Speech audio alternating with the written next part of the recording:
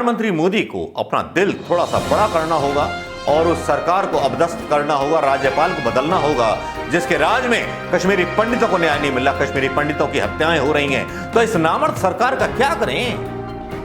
जो फिल्म बना तो देती है, हिट भी हो जाती है। और अनुपम खेर, तू छुपा हुआ कहां है बे? सामने आ जा, कश्मीरी पंडितों की रक्षा करने के लिए लाल चौक पर जरा झंडा फहराने चला जा।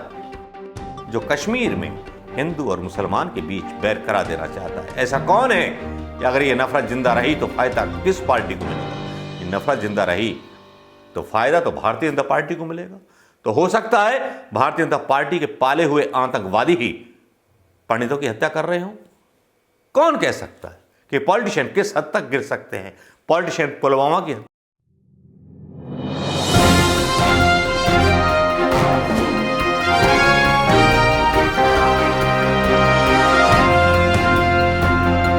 कश्मीरी पंडितों का मुद्दा छाया हुआ है। कश्मीरी पंडितों पर बड़े बड़े दावे किए जा रहे हैं। कश्मीरी पंडितों को जो वादे किए थे भारतीय जनता पार्टी ने, वो शायद फुलफिल नहीं हो पाए। रोजाना हत्याएं हो रही हैं, टारगेट किलिंग हो रही है। राहुल गांधी का बयान भी आता है टारगेट किलिंग के बारे में कि कश्मीरी पंडितों को किस तरह से मारा जा रहा है। कश्मीरी पंडित वही लोग हैं जिनके ऊपर एक फिल्म बनती है, करोड़ों रुपए कमाती है। निर्देशक जो है हनीमून मनाने और पैसे खर्च करने विदेशों में जाकर के यात्राएं करता है। अनुपम खेर भी इसमें बहुत सारा मजा लेते हैं कश्मीरी पंडित फिल्मों के बनाने में। लेकिन जब से धारा 370 खत्म हुई है तब से बहुत कुछ कहानियां अलग हो चली हैं। अलग हो भी इसलिए चली हैं क्योंकि आज मजबूरन आज तक जैसे चैनल को एक प्रोग्राम चलाना पड़ा कश्मीरी पंडितों के ऊपर, जिसमें फारूक अब्दुल्ला का एक बयान आया और बयान आया बड़ा टूटा फूटा सा, जिसमें वो कश्मीरी पंडितों की वकालत करते हुए नजर आए। लेकिन आज तक का चैनल जिस तरह की नफरत फैलाने की कोशिश कर रहा था, जिस तरह की रिपोर्टिंग डाल रहा था, वो वाकई में हैरान कर देने के काबिल थी। एक बार भी सच्चाई नहीं दिखाई, लेकिन दिखाया क्या ये भी तो जानना जरूरी है। वो पॉइंट्स भी जानना जरूरी हैं कि वो पॉइंट्स क्या थे जिनको दिखाया जा रहा था। वो बराबर में वीडियो डाल दी जाएंगे यहाँ पर, वो देखते रहिएगा, बराबर देखते रहिएगा। आंखें बंद करके सो मत जाइएगा। अगर आप सो गए तो देश की किस्मत सो जाएगी, और देश की किस्मत सो गई तो कश्मीरी पंडितों का इंसाफ मर जाएगा। जिस भारतीय जनता पार्टी ने कश्मीरी पंडितों को इंसाफ दिलाने की बात कही थी, वो आज कहीं सोई हुई है। फारूक अब्दुल्ला का बयान मायने रखता है। बहनें तो यहाँ कई सालों से रह रही थी, बड़ी आराम से रह रही थी। वो ये महसूस करती हैं कि उनका रहना अब खतरे से खाली नहीं है। तो ये तो मैं समझता हूँ इसकी तरफ हमारे गृह मंत्री को देखना चाहिए, हमारे जो होम मिनिस्टर हैं उनको देखना चाहिए, और इसकी तरफ तवज्जो देनी चाहिए कि वो जो रोज कहते हैं कि हालात ठीक हैं, तो हालात ठीक नहीं है। नहीं तो हालात ठीक हो तो ये क्यों जा।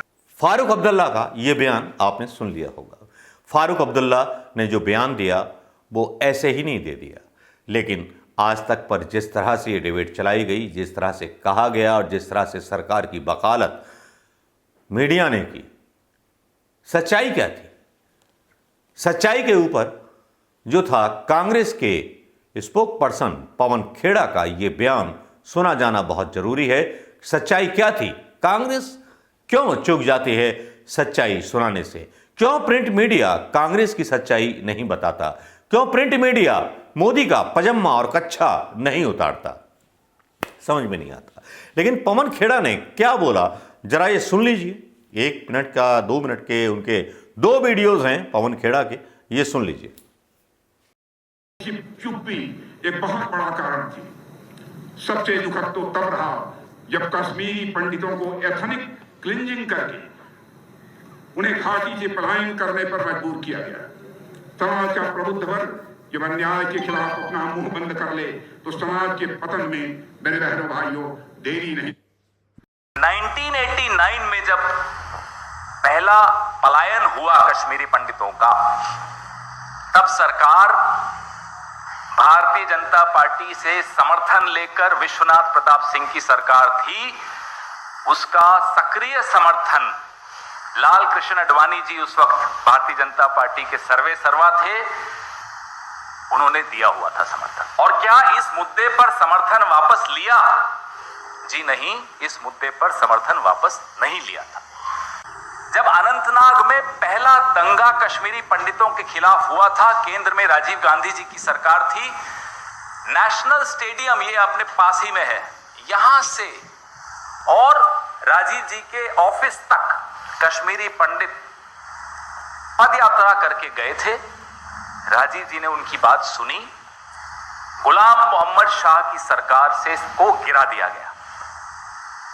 ये पवन खेड़ा की सफाई कांग्रेस की तरफ से एक धमाका हो सकता है, एक चांटा हो सकता है भारतीय जनता पार्टी पर और मीडिया पर, जो ये बताने के लिए काफ़ी है कि भारतीय जनता पार्टी की सरकार में ही कश्मीरी लोगों का कत्लेआम हुआ था। और राजीव गांधी ने, जब राजीव गांधी से मिलने आए थे कश्मीरी पंडित, तब राजीव गांधी ने उस समय के मुख्यमंत्री की सरकार को जो था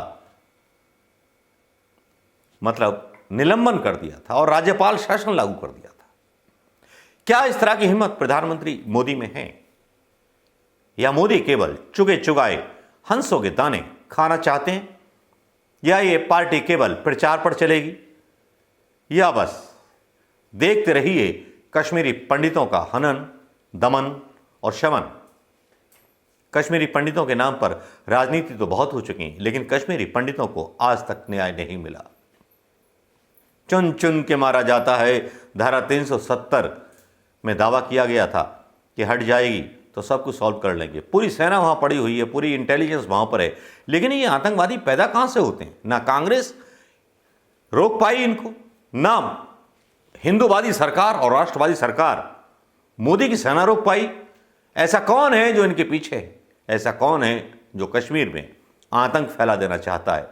ऐसा कौन है जो कश्मीर में हिंदू और मुसलमान के बीच बैर करा देना चाहता है? ऐसा कौन है कि अगर ये नफरत जिंदा रही तो फायदा किस पार्टी को मिलेगा?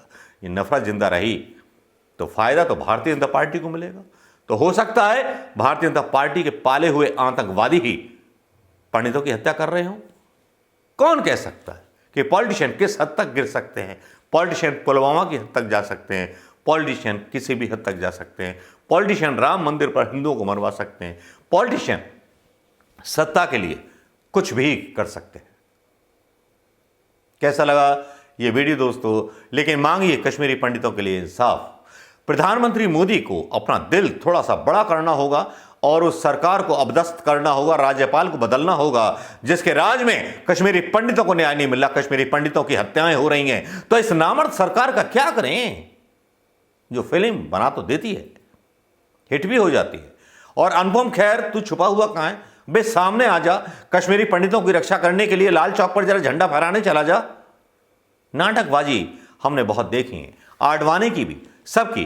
कश्मीरी पंडितों पर होती राजनीति, लेकिन कश्मीरी पंडितों को अगर रोजगार दिया था तो राजीव गांधी ने दिया था। नमस्कार, जय हिंद दोस्तों।